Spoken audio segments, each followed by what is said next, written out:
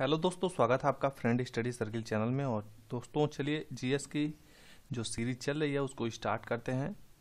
और जैसा कि वीडियो के एग्ज़ाम को लेकर जैसा यूपी ट्रिपल एससी के जो भी प्रीवियस ईयर जीएस के क्वेश्चन पूछे गए हैं उन्हीं को इसमें रखा गया है वन लाइनर के रूप में। कुछ एक्सप्लेनेशन जो आपको एक्स्ट्रा जानकारी दी जाएंगी वो भी आप देख सकते हैं। बहुत कम समय में आप एक अच्छा रिविज़न कर सकते हैं।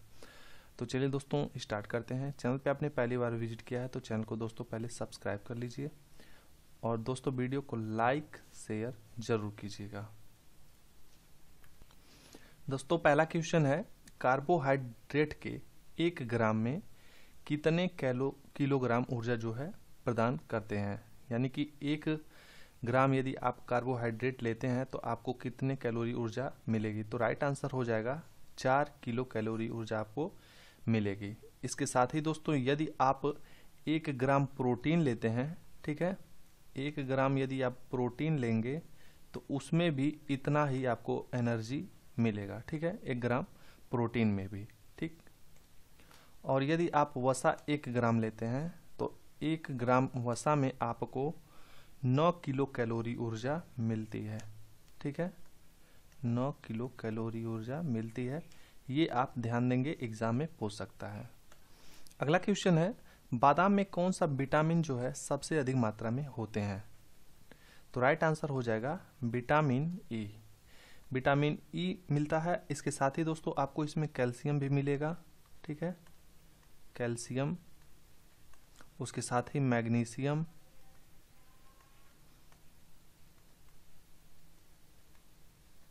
और ओमेगा 3 जो फैटी एसिड होता है ये भी पाया जाता है, ठीक है, फैटी एसिड।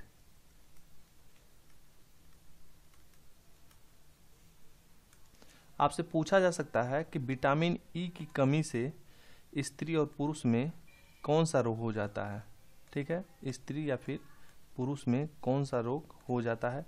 तो यदि इसकी डिफिशियंसी होती है, ठीक है, इसकी कमी से बंध्यता रोग उत्पन्न हो जाता है, ठीक है, बंध्यता रोग, ये आप ध्यान देंगे। तो सिंपल लैंग्वेज में आप क्या कह सकते हैं कि विटामिन ई जो है ये बांझपन रोधी विटामिन है, ठीक है। यानी आप स्त्रियों में सुने होंगे कि बांझपन रोग हो गया है, तो यानी कि विटामिन ई की कमी लगातार कई वर्षों से रहा होगा इसकी वजह से, तो ये बांझपन रोधी है, ठीक है। आपसे क्वेश्चन पूछ सकता है कि कौन सा विटामिन जो है ये वसा में घुलनशील होता है। तो याद कर लीजिएगा कि ए, डी, ई के ये जो चारों विटामिन होते हैं ये वसा में घुलनशील होते हैं। किस में होते हैं? वसा में घुलनशील होते हैं। इनके रासायनिक नाम देख सकते हैं, जैसे विटामिन ए को रेटिनाल कहते हैं, विटामिन बी को थायमिन, और विटामिन बी में कई टाइप होते हैं। फिर विटामिन डी जो है कैल्सीफेराल, विटामिन ई जो है टोकोफेराल, और विटामिन के जो है फिलोक्विनोन, ठीक है। एक चार्ट भी आपको दिखा देता हूँ, यहाँ पे आप देख सकते हैं। विटामिन ए जो है रेटिनाल, B1 या फिर केवल यदि आपसे बी पूछेगा तो थायमिन, लेकिन यदि B1 पूछता है तो थायमिन, B2 जो है राइबोफ्लेविन, B3 जो है निकोटीन माइड या फिर इसे नियासिन भी बोलते हैं अक्सर, नियासिन। और इसकी कमी से कौन सा बीमारी होता है? पेलाग्रा रोग हो जाता है, ठीक है।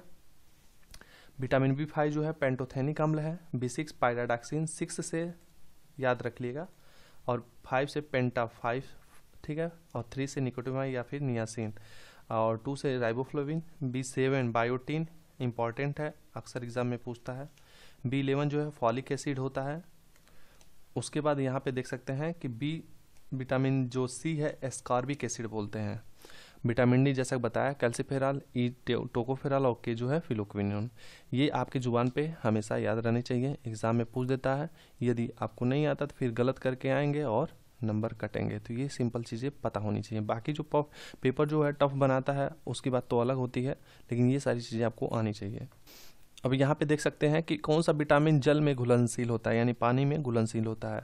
तो जो विटामिन बी होता है और सी होता है, केवल यही 2 विटामिन याद कर लीजिएगा कि विटामिन बी और सी ये जो है जल में घुलनशील होते हैं, ठीक है।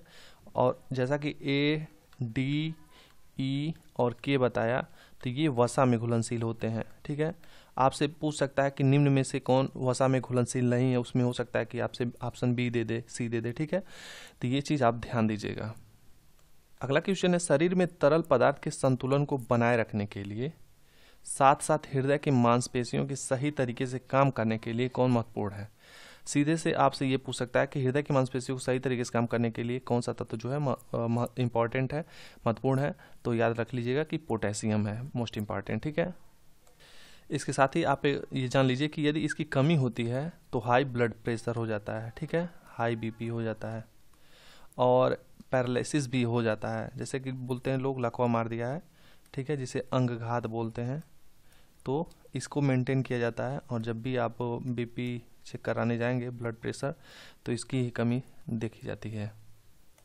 अगला क्वेश्चन है, घातक रक्ताल्पता वह स्थिति होती है जिसमें शरीर पर्याप्त मात्रा में स्वस्थ लाल रक्त कोशिकाएं नहीं बना पाता, क्योंकि इसमें पर्याप्त मात्रा में क्या नहीं होता है, यहाँ पे खाली स्थान दिया है।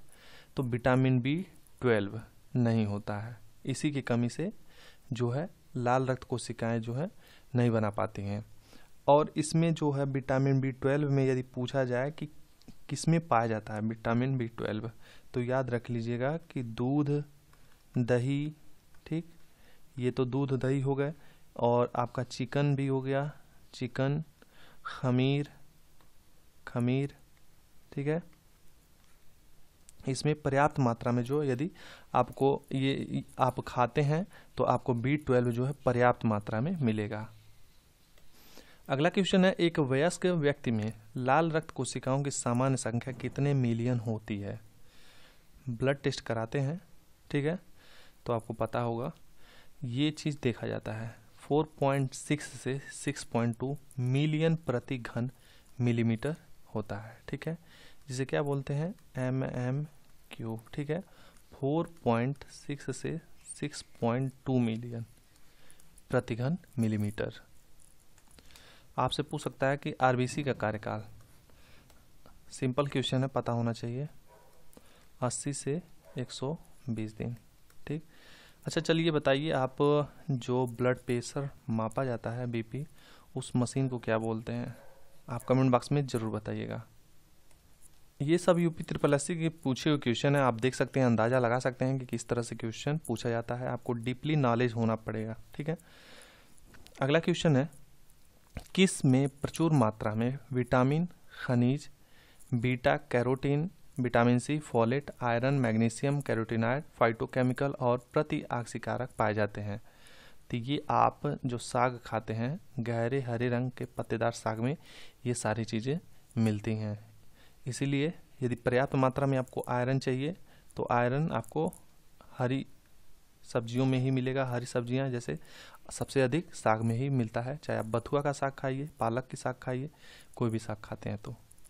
अगला क्वेश्चन है, किसमें प्रतिऑक्सीकारक और एंटी इन्फ्लेमेटरी गुण होते हैं जो मानव शरीर को स्वस्थ रखने में सहायक होते हैं।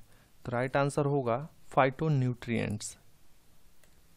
फाइटोन्यूट्रिएंट्स जो होते हैं ये शरीर की रोग प्रतिरोधक क्षमता बढ़ा देते हैं और मेटाबॉलिज्म की प्रक्रिया को तेज करने के साथ ही टॉक्सिन्स को शरीर से बाहर निकालते हैं। ठीक है, और कोशिकाओं का निर्माण भी करते हैं। और यदि आपसे पूछा जाए कि किसमें पाया जाता है तो याद रख लीजिएगा कि गोभी,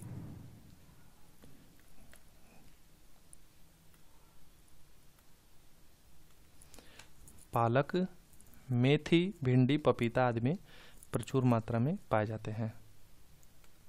अगला क्वेश्चन है, संगमरमर का प्रमुख घटक कौन सा होता है।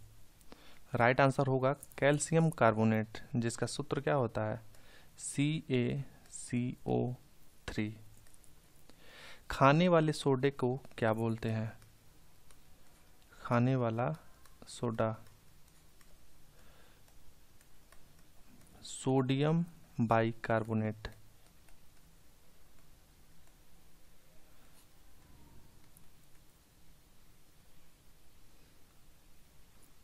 इसका रासायनिक सूत्र क्या होता है, आप कमेंट बॉक्स में बताइए।